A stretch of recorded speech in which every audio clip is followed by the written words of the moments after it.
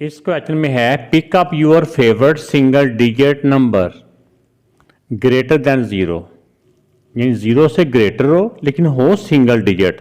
तो वो हो गया 1 से लेके 9 तक, क्योंकि 10 से पे आके डबल डिजिट हो जाते हैं, 2 हिस्से हो जाते हैं। उन्होंने कहा सिंगल एक हिस्से वाला जो ज़ीरो से बड़ा हो। तो जो भी नंबर आप सोचेंगे उसको फिर मल्टीप्लाई करना है 259 से। 259 से उसको मल्टीप्लाई करें, जो उसका आंसर आ जाएगा, उसका जो रिजल्ट आएगा उसको फिर 9 मल्टीप्लाई योर रिजल्ट बाय 429, उसको 429 को से के साथ उसके साथ मल्टीप्लाई करें।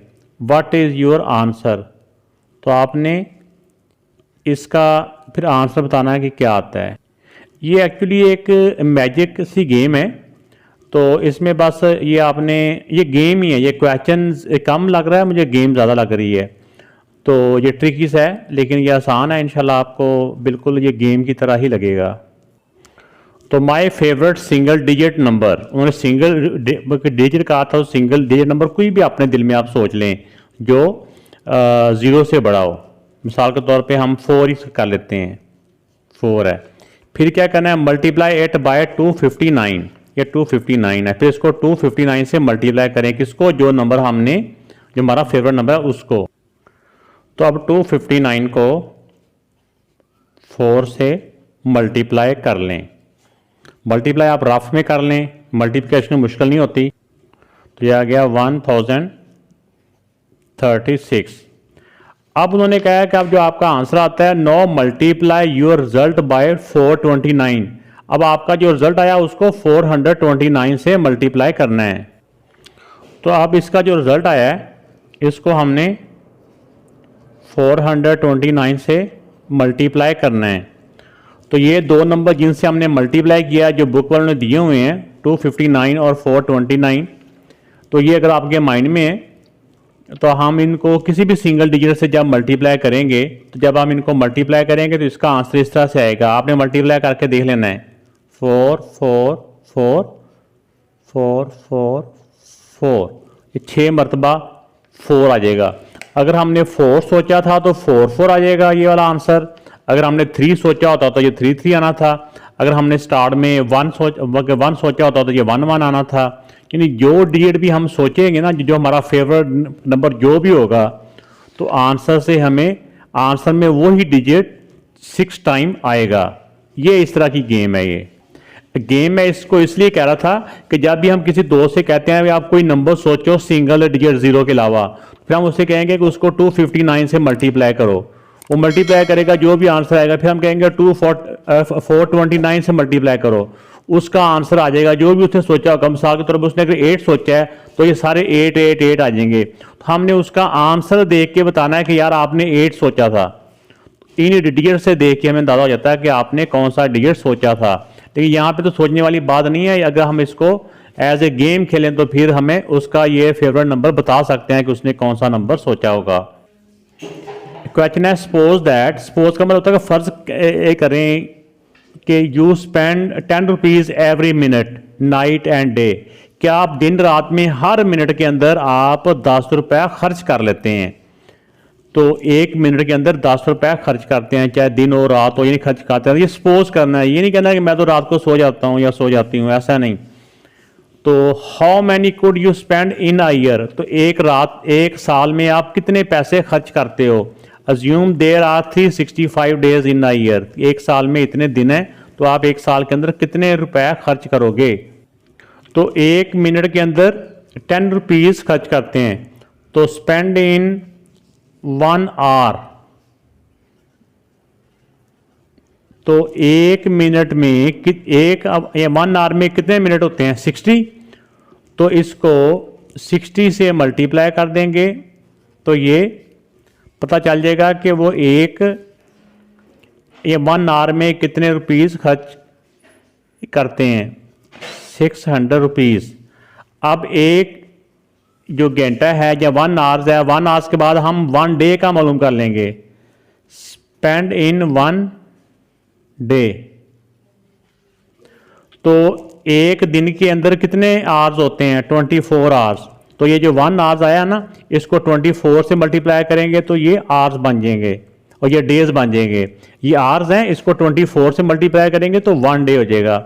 तो 24 मल्टीप्लाई बाय 600, इसको इससे मल्टीप्लाई कर लें तो आ गया 1 इतने रुपीज़। एक दिन के अंदर वो इतने रुपीज़ खर्च करता है।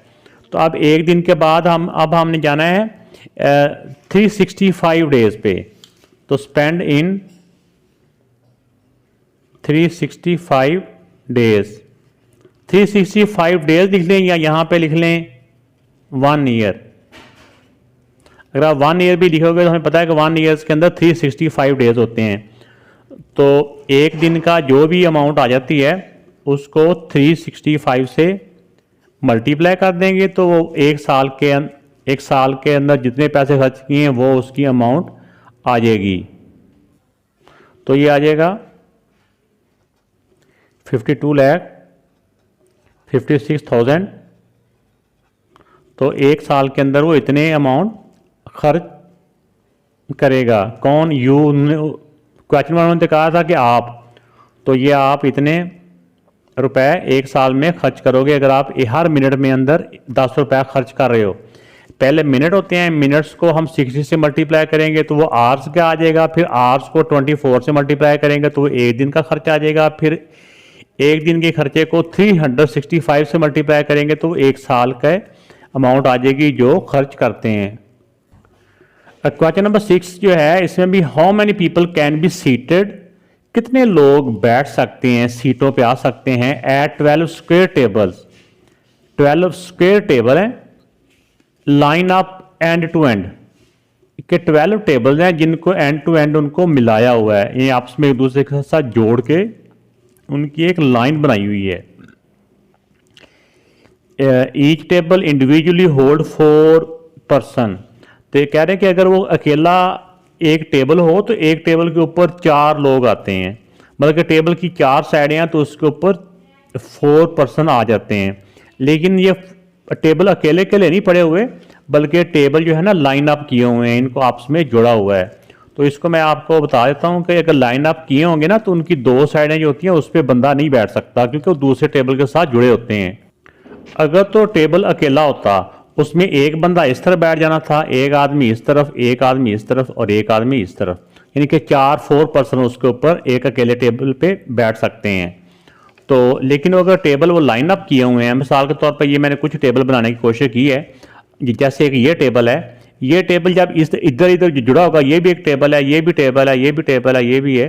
तो जब ये टेबल इस टेबल के दोनों तरफ टेबल होंगे तो इसके दोनों तरफ वाले लोग नहीं बैठ सकते, कि जैसे ये वाली साइड और ये वाली साइड वाले लोग नहीं बैठेंगे, सिर्फ इस साइड पे एक बंदा बैठेगा, एक बंदा इस साइड पे बैठेगा।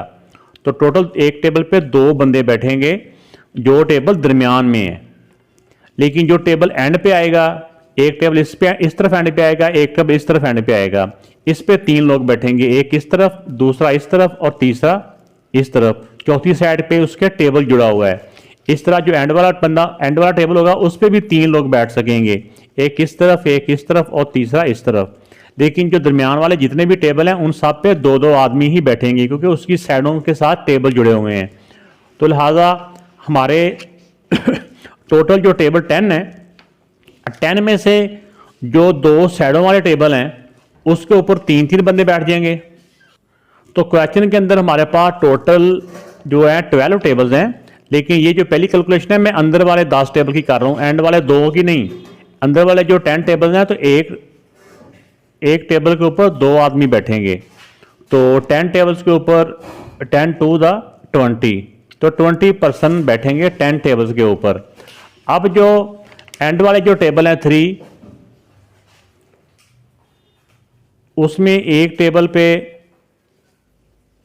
टोटल टेबल 2 हैं और एक टेबल के ऊपर 3 लोग बैठ सकेंगे। तो 3 टू द 6, तो 10 टेबल्स पे 20 लोग बैठेंगे और 2 टेबल्स के ऊपर 6 लोग बैठेंगे। तो टोटल पर्सन कितने बैठ सकेंगे? तो टोटल देख लें कि 10 के 20 हैं और 2 टेबल के 6 हैं, तो टोटल इन दोनों का प्लस किया तो टोटल 26 जो पीपल हैं वो लोग इस तरतीब के साथ इनके ऊपर बैठ सकेंगे, जिस तरतीब से उन्होंने बताया हुआ है कि 12 टेबल हैं वो लाइन अप किए हुए हैं एक दूसरे के साथ, एंड टू एंड वो जुड़े हुए हैं आपस में। तो ये मैंने इसका डिटेल भी आपको बता दिया है कि किस तरह से अंदर वालों के ऊपर 2 बंदे बैठ सकेंगे, लेकिन एंड वाला जो टेबल होगा एंड वाला उस पर 3 लोग बैठ सकेंगे।